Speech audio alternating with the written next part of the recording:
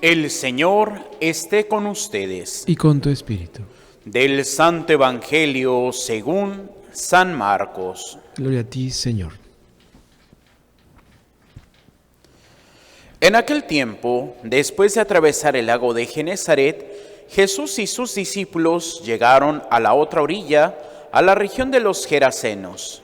Apenas desembarcó Jesús, vino corriendo desde el cementerio un hombre poseído por un espíritu inmundo, que vivía entre los sepulcros. Ya ni con cadenas podían sujetarlo. A veces habían intentado sujetarle con argollas y cadenas, pero él rompía las cadenas y destrozaba las argollas. Nadie tenía fuerza para dominarlo. Se pasaba días y noches entre los sepulcros o en el monte gritando y golpeándose con piedras. Cuando aquel hombre vio a Jesús, se echó a correr, vino a postrarse ante él y gritó a voz en cuello: ¿Qué quieres tú conmigo, Jesús, Hijo del Dios Altísimo? Te ruego por Dios que no me atormentes. Dijo esto porque Jesús le había mandado al espíritu inmundo que saliera de aquel hombre. Entonces le preguntó Jesús: ¿Cómo te llamas? Le respondió: Me llamo Legión porque somos muchos. Y le rogaba con insistencia que no lo expulsara de aquella comarca. Había allí una gran piara de cerdos que andaba comiendo en la falda del monte. Los espíritus le rogaban a Jesús: déjanos salir de aquí para meternos en aquellos cerdos. Y él se lo permitió. Los espíritus inmundos salieron del hombre y se metieron en los cerdos, y todos los cerdos, unos 2000, se precipitaron por el acantilado hacia el lago y se ahogaron. Los que cuidaban los cerdos salieron huyendo y contaron lo sucedido en el pueblo y en el campo. La gente fue a ver lo que había pasado. Se acercaron a Jesús y vieron al antes endemoniado, ahora en su sano juicio, sentado y vestido. Entonces tuvieron miedo, y los que habían visto todo le contaron lo que les había ocurrido al endemoniado y lo de los cerdos. Ellos comenzaron a rogarle a Jesús que se marchara de su comarca. Mientras Jesús se embarcaba, el endemoniado le suplicaba que lo admitiera en su compañía, pero él no se lo permitió y le dijo: vete a tu casa a vivir con tu familia y cuéntales lo misericordioso que ha sido el Señor contigo. Y aquel hombre se alejó de allí y se puso a proclamar por la región de Decápolis lo que Jesús había hecho por él, y todos los que lo oían se admiraban. Palabra del Señor. Gloria a ti, Señor Jesús. Nos sentamos brevemente. Queridos hermanos, el día de hoy nos encontramos con este pasaje en el cual podemos ver algunas reacciones que son contrarias a lo que ya hemos visto en el Evangelio. Primeramente, pues uno de los primeros milagros que le escuchamos al Señor es precisamente la curación de la suegra de Pedro, en donde inmediatamente después de curarla, empiezan a venir las personas de Cafarnaúm para traerle a sus enfermos, así como que pues si ya hizo un milagro, pues que haga más. Que si ya sanó a la suegra de Pedro, pues que sane a mi enfermo. Y dice que también expulsaba a algunos espíritus inmundos. Y aquí podemos ver lo contrario. Cuando hace ese milagro por este hombre que lo libera de las ataduras del demonio, pues la gente viene y le dice: pues ¿sabes qué? Gracias, pero mira, mejor vete por donde viniste. Y ¿por qué es esto? Porque estamos hablando de que no es una población judía, no es una población del pueblo de Israel. ¿Y por qué lo sabemos? Bueno, porque el puerco o el cerdo es un animal impuro para el judío. Por eso, pues no pueden comerlo, no pueden cuidarlo, no pueden tener interacción con este animalito. Y es ahí donde, pues si es una población en donde están cuidando cerdos, obviamente, pues no son judíos. Y por eso, pues ellos ven más el interés económico que la dignidad de ese hombre. ¿Y cuántas veces nosotros podemos también caer en esa situación? Ver más mis intereses que a mi hermano.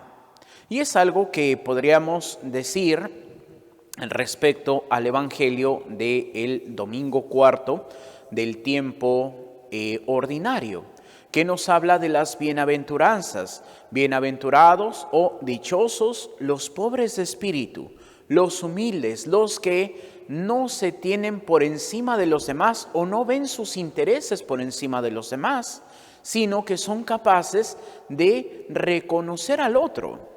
Y es aquí donde, cuando no tenemos la humildad, nosotros no somos capaces de tener una buena convivencia con los demás, porque siempre me voy a sentir mejor que el otro, porque siempre me voy a sentir que yo valgo más que el otro, porque mis intereses valen más que el otro, y así no nos permite esa verdadera comunión con el otro. De igual manera, pues estos hombres les importan más 2,000 cerdos que la vida de un hombre. Y podríamos decir, padre, pero pues es que era su medio económico. Sí, pero no hay nada más grande que la dignidad humana. Y podríamos decir, bueno, ¿y por qué, padre, es tan importante la dignidad humana? ¿Por el simple hecho de ser humanos? No. La dignidad del hombre recae en que somos imagen de Dios. Y hoy, lamentablemente, como no tenemos una buena relación con Dios, como no tenemos ese conocimiento de Dios, anteponemos mis gustos, mis placeres y todo. Por ejemplo, podríamos preguntarnos cuántas veces nosotros podemos ver cómo se menoscaba la dignidad de las personas. Y podríamos decir, ay, sí, padre, es que pues los grupos discriminados. No en ese sentido. Podríamos verlo desde el punto de vista de la dignidad intrínseca de la persona humana. ¿Cuándo inicia la persona humana? Y podríamos decir, desde que nace.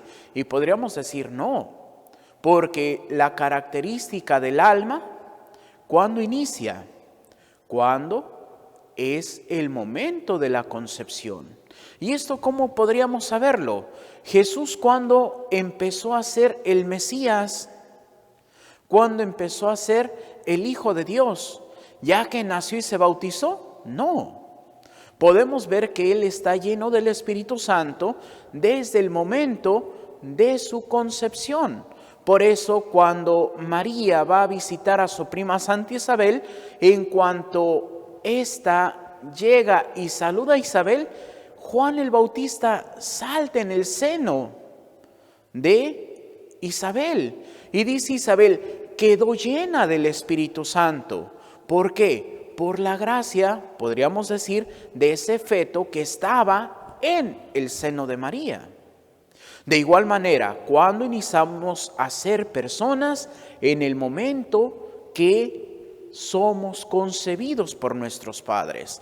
Pero hoy, ¿qué se dice? No, es que tienes un cúmulo de células, es como cortarte una uña. No. ¿Por qué? Porque ya hay una vida en juego. ¿Y cuántos hoy están a favor del aborto, aunque sean católicos? Porque pues es que no es una persona, es un cúmulo de células, es un amasijo ahí, es no sé qué. No. Porque desde la concepción Dios crea un alma. Y esa alma es lo que nosotros vamos a presentar ante el Señor. ¿El cuerpo qué va a pasar con nuestro cuerpo? Pues miren, como dirían los antiguos. Es un cuerpo que se van a comer los gusanos, que se va a descomponer, que va a regresar, como vamos a escuchar pues ya en unos días, cuando iniciemos la Cuaresma, que dice: recuerda que polvo eres y al polvo volverás. El cuerpo no sirve para nada, dice San Pablo, porque lo que importa es el alma. Oiga, Padre, y entonces cuando resucitemos, si el cuerpo no sirve para nada, bueno, este cuerpo pecador, este cuerpo corrupto, porque cuando resucitaremos, entonces tendremos el cuerpo glorioso, a semejanza de nuestro Señor Jesucristo, aquel cuerpo perfecto que está lleno de gracia. Pero por el momento, pues el cuerpo, ¿qué es a lo que nos lleva? Al pecado. ¿Por qué? Porque podríamos decir ahorita: ay, Padre, es que hace frío, está lloviendo, ay, pero mejor me tiro en mi camita y me quedo dormido toda la tarde. ¿Y qué es eso? Pereza. Ay, no, Padre, pues es que con este frío, un cafecito y un panecito y luego otro panecito y otro cafecito y otro panecito, ¿y en qué se convierte? En gula. ¿Por qué? Porque nos dejamos llevar por lo que quiero, por lo que siento. Otra forma de esclavitud que nos lleva a perder la dignidad: los lobbies. Por ejemplo, es el lobby gay o la identidad de género, como se llama hoy. Ay, no, es que tenemos que luchar por las personas y sus gustos. ¿Y qué nos lleva? A perder nuestra dignidad. ¿Y qué es lo que generalmente dice? No, es que la iglesia es homófoba. Y podría decir, y miren, hasta aquí tengo precisamente lo que verdaderamente dice la iglesia. Dice en el Catecismo de la Iglesia Católica, numeral 2358. Un número apreciable de hombres y mujeres presentan tendencias homosexuales profundamente arraigadas. Esta inclinación objetivamente desordenada constituye para la mayoría de ellos una auténtica prueba. Deben ser acogidos con respeto, compasión y delicadeza. Se evitará respecto a ellos todo signo de discriminación injusta. Estas personas están llamadas a realizar la voluntad de Dios en su vida, y si son cristianas, a unir al sacrificio de la cruz del Señor las dificultades que puedan encontrar a causa de su condición. Las personas homosexuales están llamadas a la castidad. Numeral 2359. Y podríamos decir: ay, Padre, entonces, si soy homosexual, ¿no me voy a ir al infierno? No, porque aquí hay que distinguir a la persona que dice la iglesia: tenemos que acoger, pero tenemos que enfrentar las pruebas para poder vivir en esa castidad, y esas pruebas las tenemos que unir a la cruz de Cristo. Y podrían decir: ay, Padre, ¿y eso cómo es? Pues como los sacerdotes, como las monjitas, que también tenemos este plan de vivir nuestra castidad consagrada para Cristo. Y podrán decir: ay, Padre, ¿y tienen pruebas? Claro. Podrían decir: ay, Padre, ¿y a poco no le gustan a usted las mujeres? Claro que me gustan. Y podrían preguntarle a las monjitas: ay, ¿y a ustedes no les gustan los hombres? Claro que les gustan. Pero es precisamente un sacrificio que nosotros voluntariamente dejamos el matrimonio para poder servir totalmente a Dios y a su iglesia. Y también tenemos que enfrentar, como dice de nuestros hermanos homosexuales, también nosotros tenemos que enfrentar nuestras dificultades y nuestras pruebas unidas a la cruz de Cristo. Y es aquí donde tenemos que entender: la iglesia y Dios aman al pecador. pero no pueden permitir el pecado. ¿Y qué es lo que ahora la gente pide? Que pueda la iglesia inclusive aceptar el pecado. Y por ahí clérigos, desde diáconos, presbíteros y obispos, dicen, es que la iglesia tendría que cambiar, tiene que aceptar el matrimonio igualitario. No, porque no es el plan de Dios. Y es aquí lo que tenemos que entender. Tenemos que buscar la dignidad de la persona. Quitar todo aquello que no es digno del plan de Dios. Como otra cosa, el feminismo. ¿Y cuántos dicen, no, es que el feminismo, es que la iglesia es machista, no reconoce a las mujeres, es que no dejan que sean sacerdotes? Y podríamos decir, y podemos voltear hacia el lado para ustedes derecho, y vamos a ver la imagen, ahí de la advocación de nuestra Madre Santísima de Guadalupe. Desde hace 2000 años, la iglesia venera a esa mujer. Si la iglesia fuera machista, desde hace tiempo que lo hubiéramos escondido. De este lado tenemos a nuestra santa patrona, Santa Teresita del Niño Jesús.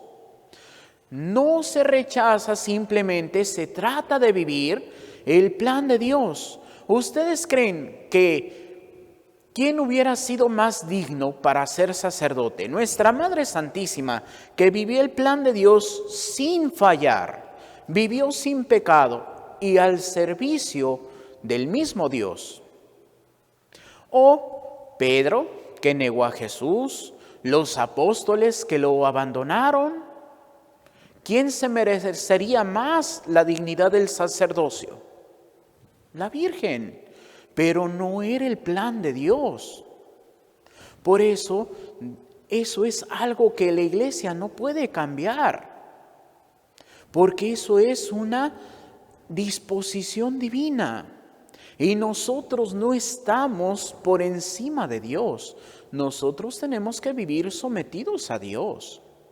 Y es aquí donde, lamentablemente, cuántas feministas andan peleando para que se les reconozca, pero muchas de ellas siguen el reggaetón, que cae precisamente en denigrar a la mujer. Y dice, no, es que esto lo escucho por gusto. Sí, pero estás escuchando, estás viviendo, y es lo que no se entiende. ¿Por qué? Porque vivimos en una sociedad en donde ya no importa la dignidad de la persona humana, aunque luchemos, entre comillas, por la dignidad de la persona. Porque quitamos el factor divino, y quitándole el factor divino a la dignidad de la persona humana, ¿con qué nos quedamos? Con nada. ¿Por qué? Porque entonces yo puedo decir qué es lo bueno y qué es lo malo para mí. Es como si dijera, no, pues es que si Dios no importa para mí, entonces yo puedo hacer mi propia categoría de valores. Y puedo decir, pues desde mañana a todo el que me encuentre voy a patearlo porque es algo bueno para mí. Y van a decir, ¿y nosotros qué culpa tenemos? Y es porque entonces me veo a mí y cosifico a los demás. Es algo que decía un filósofo alemán, cuando dice que cuando vemos a la persona humana que está enfrente de nosotros como una herramienta para ayudarme a mí, lo vemos como un objeto. Y objetivamos a la persona. Es que, hay un ejemplo muy burdo. Pues es que doña Chonita es la que me da de comer. Entonces es la cocinera y no puedo verla de otra forma más que la cocinera. ¿Y qué es lo que pasa? Lo objetivo. Pero si no tengo hambre, ¿me voy a acordar de doña Chonita? Pues no, porque no tengo hambre. Es que don Pedrito es el que me lava el carro. Y si traigo mi carro limpio, pues que me voy a andar acordando de don Pedrito. ¿Por qué? Porque él es objetivo y es la que me da de comer, es el que me lava el carro, es el que me lava la ropa, es el que me hace esto. Y entonces nada más veo como una herramienta al otro, pero no lo veo como un ser humano. Y eso es lo que hoy nos pasa. Y es lo que le pasó a Jesús. Lo corren, ¿por qué? Porque le da la dignidad a la persona, porque la reconoce. Y ciertamente, hoy el Señor quiere reconocernos a nosotros, pero también quiere que nosotros reconozcamos al otro, con sus valores, con sus vicios. ¿Para qué? Para que busquemos juntos vivir el plan de Dios. Y si tus valores me ayudan a quitar mis vicios, si mis valores te ayudan a quitar tus vicios, entonces caminemos como hermanos hacia la casa del Padre. Ese canto de entrada, juntos como hermanos, miembros de una iglesia, vamos caminando al encuentro del Señor. Y eso es lo que tendría que ser. Pero ¿cuántas veces caminamos con nuestro orgullo, caminamos con nuestra soberbia, caminamos con mi egoísmo, en solamente verme a mí y que el que importa soy yo y no me importa el otro? Simplemente podríamos decir cuántas veces inclusive podemos venir todos los domingos o todos los días a la misma misa y vemos a las mismas personas y ni siquiera sabemos ¿cómo están? Ya ni les pregunto de cómo se llaman. Así como están, o a veces vemos, pues no vino fulanita de tal o la persona que se sienta ahí. Pues qué importa. No nos preocupamos por el otro. Y como dice Mateo 25, 31 y siguientes, Dios nos va a juzgar en el amor, Dios nos va a juzgar en la caridad. ¿Qué tanto soy capaz de quitar mis prioridades para ver el bien también del otro? Dice Santo Tomás de Aquino que el amor verdadero no es un sentimiento, es una decisión, porque es buscar y procurar el bien a la persona que digo amar. Y ahí la pregunta es, ¿realmente cuánto procuro hacer el bien a la persona que digo amar?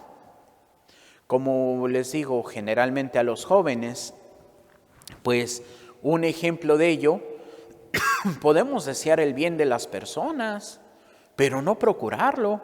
Como por ejemplo cuando están jugando su videojuego favorito, están viendo su serie favorita. Y la mamá llega del mercado con todas las bolsas y apenas pudiendo. Y los hijos, mamá, ya llegaste, qué bien que llegaste. ¿Le desearon el bien? Sí. ¿Lo procuraron? No. Porque procurarlo sería dejar lo que estoy haciendo para ayudar. ¿Y cuántos de nosotros buscamos eso? Y esto en algo simple. Hoy podemos ver cuántas personas viven el camino del error y en lugar de, aunque sea rezar por ellas, las condenamos, las atacamos, les decimos que están mal, pero no busco el bien de esas personas. Y Dios te va a preguntar si defendiste la honra de Dios o te va a preguntar si pediste para que tu hermano se convirtiera. Realmente va a pedir cuentas de las dos cosas, porque es defender y ayudar al otro para que encuentre el camino de Dios. Si no, ¿de qué sirve de que nos haya mandado a ir y anunciar para que todo mundo llegue a la presencia de Dios? Para que todo mundo se salve. Si no hubiera dicho, no, pues mira, tú trata de vivir bien y qué importan los demás. Y eso no nos dijo el Señor. Por eso es descubrir que los 2000 cerditos no valen lo que vale una sola persona. No valen tus gustos, tus preferencias, tu bondad, si no eres capaz de ver la dignidad de la otra persona. Y aquí, cristianamente, podríamos decir, ¿cuántos vemos la dignidad del asesino, del ladrón, del narcotraficante, del violento? ¿Qué es lo que decimos? Ay, no, Padre, que se mueran y se vayan al infierno. No. Tienes que luchar por su conversión. Tienes que esforzarte por orar por ellos. ¿Para qué? Para que encuentren la verdad. Como nos dice San Pablo, creo que es en su carta a los Corintios, cuando dice, Dios quiere que todos los hombres se salven y lleguen al pleno conocimiento de la verdad. Pero ¿quién les va a enseñar la verdad si no somos testigos de Dios? Por eso hoy necesitamos defender nuestra fe, más que con palabras, con nuestro testimonio, pero también hablando de Dios, pero hablando de Dios como es. ¿Por qué? Porque hoy podemos hacernos ideas de lo que no es Dios. ¿Cuántos hablan de que, ay, es que Diosito es tan bueno que a todos nos va a perdonar? Hay quienes dicen, no, pues es que hasta el mismo diablo va a perdonar. Pues si el diablo le pidiera perdón, obviamente Dios lo podría perdonar, pero no le va a pedir perdón. Y si tú no quieres vivir su plan de Dios, pues el Señor te va a decir, pues hijo, yo quiero que vayas al cielo, pero tus actitudes me dicen que quieres irte al infierno. Y Dios no obliga a nadie. Por eso dice San Agustín, aquel que te creó sin ti, no puede salvarte sin ti. Quiere que nosotros vivamos el camino de la conversión. Quiere que nosotros vivamos el camino de la salvación. Y el camino de la salvación está en la cruz. Por eso, igual en las bienaventuranzas, bienaventurados los sufridos porque heredarán la tierra. Y no esta tierra, sino la tierra nueva, la Jerusalén del cielo. Y sufridos como, ay, es que tenemos que ser masoquistas, no. Sino verdaderamente esforzarnos, quitando todo aquello que nos puede gustar, que son nuestros placeres, pero que nos llevan al infierno, que nos llevan a la condenación. Por eso tenemos que esforzarnos, tenemos que sufrir, que si me gusta tal cosa, pero es pecado, déjala.